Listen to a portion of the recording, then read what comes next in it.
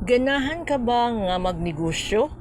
Pero naglibog pa ka kung unsay imong ibaligya?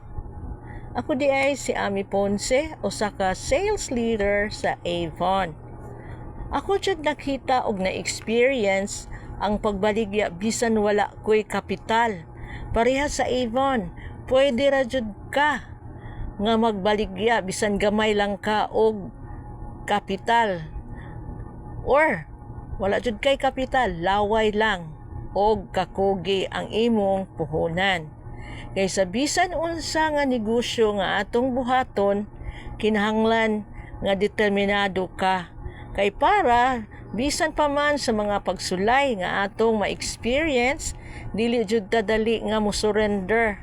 Kay dili jud ka mahimong negosyante kung maka-experience ka lang og wala bayari bisan gamay lang nga amount.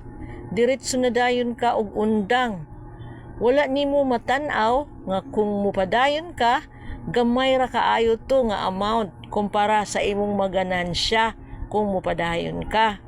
Kay kung makasulay ka og mga negative sa imong pagnegosyo, imo nang ibutang as lesson nimo para padayon kang makakaton og mulambo.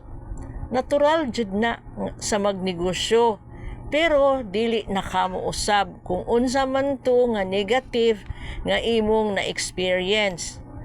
Please follow and share para sa uban nga business tips og bahin sa kwarta, kay mas nindot jud kung naatay mahibaluan. So thank you.